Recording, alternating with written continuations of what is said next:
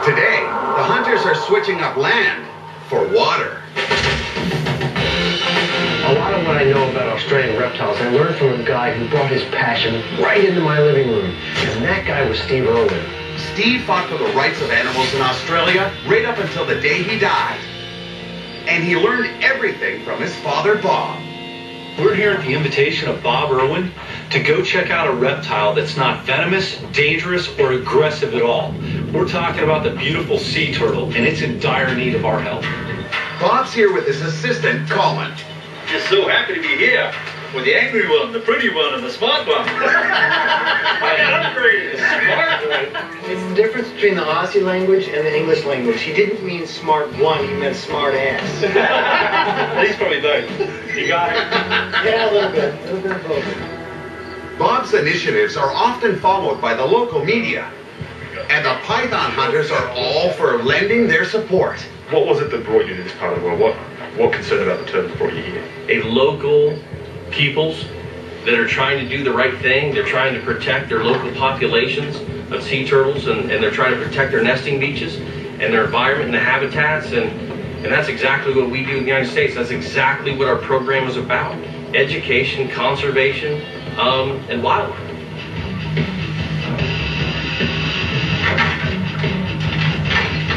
Righto, let's go get some food.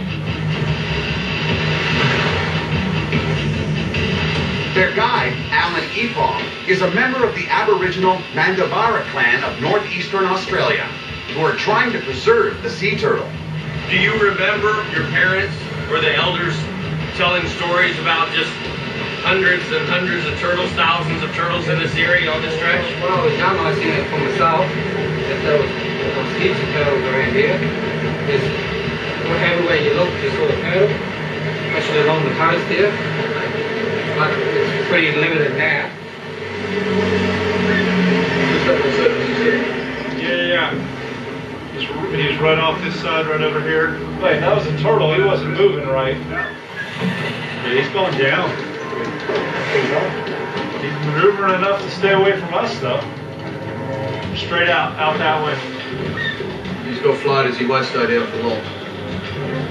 There he is. There he is.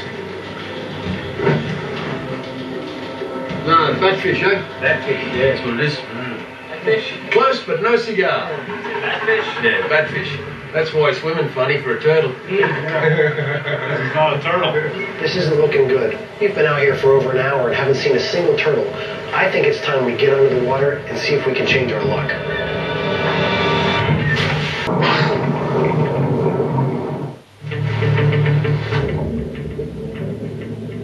The guys are in prime sea turtle territory, desperately searching for a reptile that once gathered here by the thousands.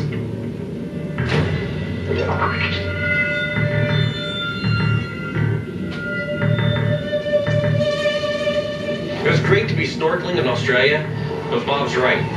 The turtles just aren't here anymore.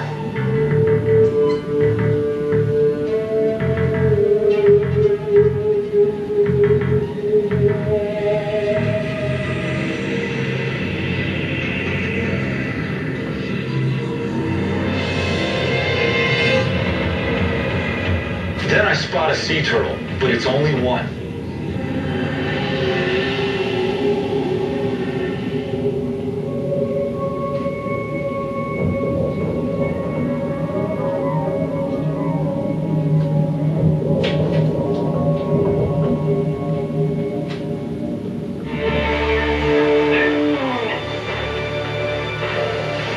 Great day out of the water, but, from 300 nests to 30 nests?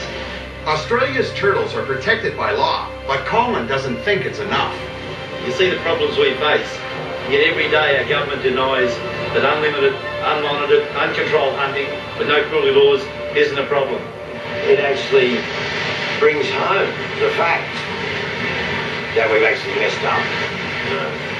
We got a lot of work to do. And the sad thing is that we've got to change people's attitude, get people to think differently, but do those animals have that time? Back home. home in Florida, we have sea turtles as well, and our local and federal governments do a great job of protecting them. But in Australia, they just don't have the enforcement in place. Bob spots what's threatening the sea turtle nests on the beach. Funny wheel tracks. Yeah, wheels. Yeah. This is an ATV. Yeah. Get a baby sea turtle stuck down in here. He's not gonna make it to the water. You know, worse than that, you've got tire tracks going up on the high areas where would be the nesting sites.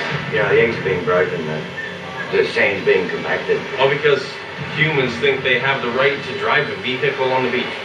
If there's something we don't want to see, it's negligence destroying the creatures that are fast disappearing from this planet. It's just careless and stupid.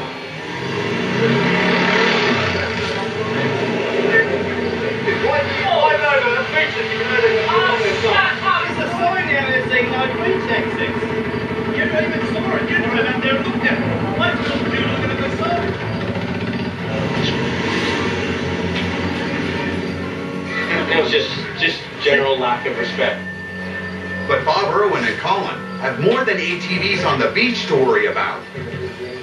They must prepare a couple of endangered sea turtles for a trip to the hospital for life-saving procedures. This is the rehab facility. These are our tanks. We got multiple turtles that we need to pack up, dry them off, and then transport them to CAT scan. Jenny Gilbert has been rehabilitating and tracking Australia's declining sea turtles for the past 30 years. Nellie, this green sea turtle, is one of many found unable to die due to floater syndrome. Floater syndrome is actually air that's trapped between their shell. It could actually be an impaction they have in their intestinal tract, and that means they could have a blockage. They could have ingested marine debris. They can also get what's called a coccidia in their brain, and that's just an overload of parasites, and that can also stop their intestine from working. Jenny washes off large amounts of algae, an indication Nellie's been floating on the surface too long. Accumulation of just algal growth from it floating. It's abnormal for a healthy turtle. A healthy turtle do a lot of diving. They don't stay on the surface. But Jenny's really worried about Angie. Wow. Well, that's a big one. Angie's been at the rehab center for 2 years and just recently stopped eating. She's gonna be a handful. She is. Paul's going to get in the tank and he's going to lift her out to the boys. Oh man. Better him than me. I know, she weighs a fair bit, I can tell you. She must be heavy. Probably weighs more than you do, Bob. I'd say she does. How did she come in? The rangers found her and they said that she'd probably been attacked by a crocodile because she's got a tooth mark in her back and she had a broken jaw. Today they're giving her a CAT scan to assess her broken jaw and an MRI to determine if the fibropapilloma growth on her snout has spread to her internal organs. If it has, it could kill her. Straight off the back. Now we come in with a freshwater hose. Before moving Angie, they hose her down to rinse off the salt water. Now I've got to turn your clothes. Stop that sticky side. Angie? If she gets the hose, she'll eat it. Yeah. Sorry, Paul. Sorry, Paul. I'm starting to feel like she's intentional now. Not talking to her later. Yep, straight up the edge as well, straight to the box.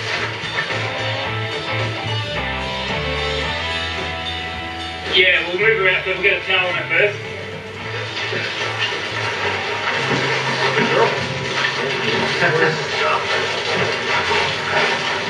You gotta take her out of here and wrap her up. And the reason for that is the restraint, so she's perfectly still in the MRI. That's the head taping. I think the yellow tape's not bad. Make this cordy look.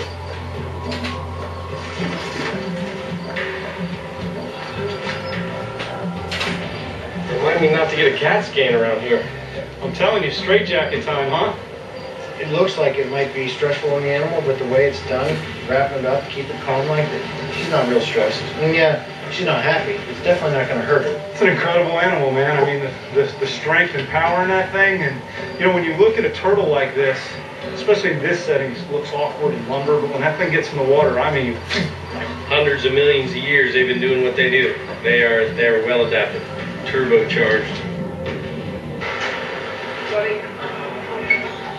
You know, the Cairns diagnostic facility usually services humans, but today they've opened their doors to Nellie and Angie, 2 sea turtles. That's very cool. Nellie heads into the MRI first. Nellie. Come on. You know, the radio waves will reveal a 3D image of the turtle skull, which will tell us what damage she's incurred and the probability of her successful recovery. The next one's going to be really easy. She's bound up like a mummy. This CAT scan will determine if Angie can ever return to the wild. All right, hello, sweetheart. Hey, we're here to help you. There's my darling, I know, sweetheart. She's so beautiful. Really, if we could just get them to keep still for that amount of time that's required to get them through and get that data collated. You're going to have to leave now, I'm afraid. We have the same problem with fibropapillomas in the United States. Some of our loggerheads we find just huge papillomas on them.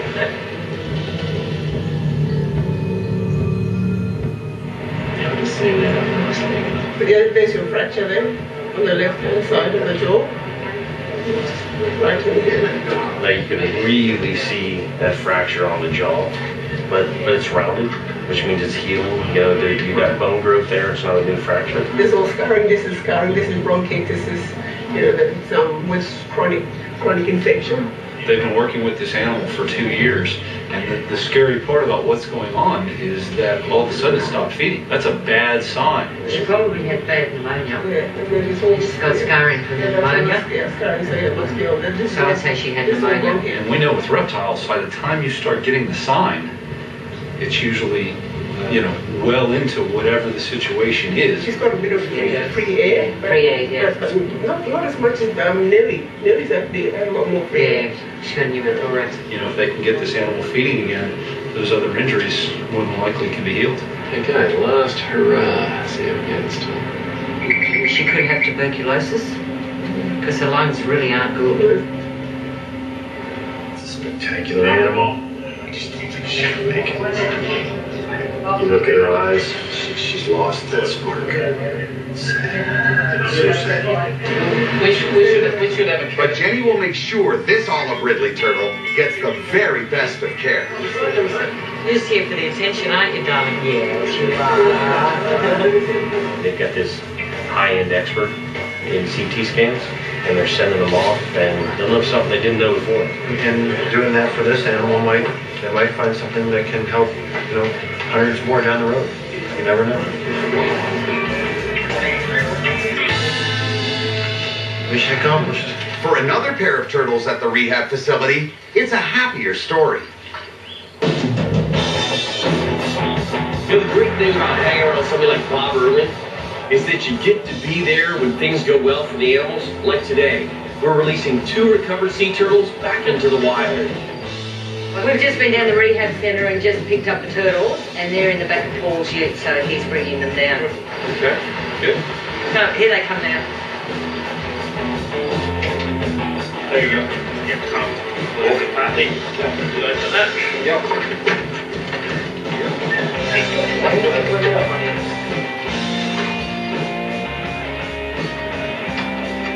The other thing is that we haven't named these 2.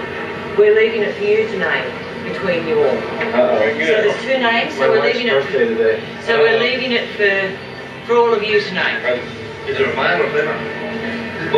Bob Irwin, and your wife. Bob and Lisa. Bob and Lisa. I think if my wife found out that we released the sea turtle and named it Lisa on her birthday with Bob Irwin, she'd probably have a heart attack.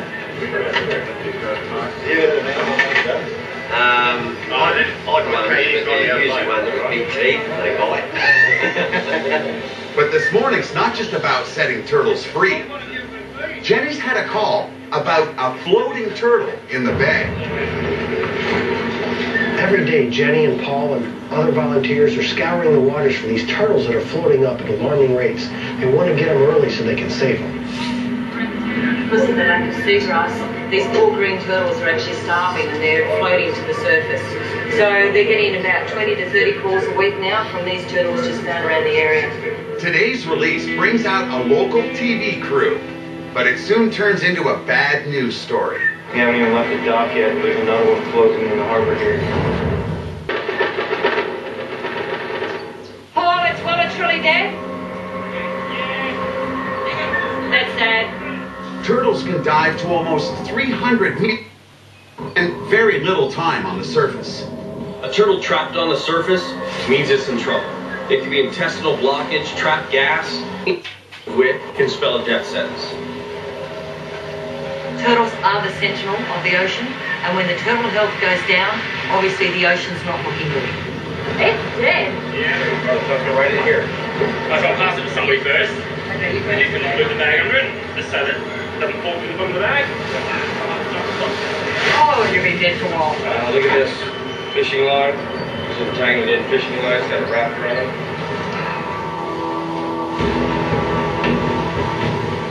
But spirits rise as they make their way out to release the healed patients. If they can make it with this little head start, they can live another 50+ years and produce thousands of offspring. That is well worth the extra work. All we need. All we need. We got a little bit of python hunter luck riding with them now. Gotta think positive. These guys are gonna outlive us. I'm positive of that. At least you guys, anyway. They take the turtles an hour away to a secluded spot for their best chance at survival. Yeah, pretty good there. You want to get the tag information on Bob there? Yeah. All right. Tag number QA17778R3. Each turtle is numbered and tagged to track its vitals and measure the population growth. All right, we got Bob and Lisa ready to go. I'm still not exactly sure how I feel about my wife running off with Bob, especially since this is her birthday present. Don't worry about it. They've been living together for at least a month together now, so... If you all come down the beach, what we'll actually do is the people releasing the turtles will be actually just right on the edge of the water, and we'll form a V either side of it. That way we can kind of create a natural channel for them heading a bit further out to deeper water.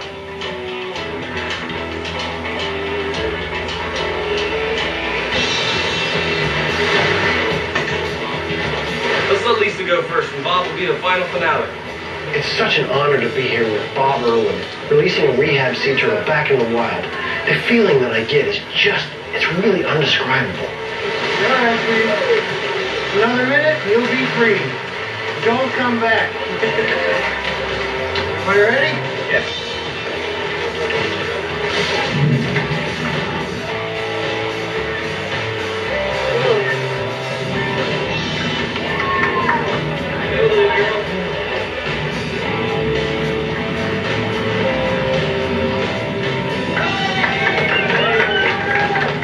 I got goosebumps. That's good stuff. That's all stuff.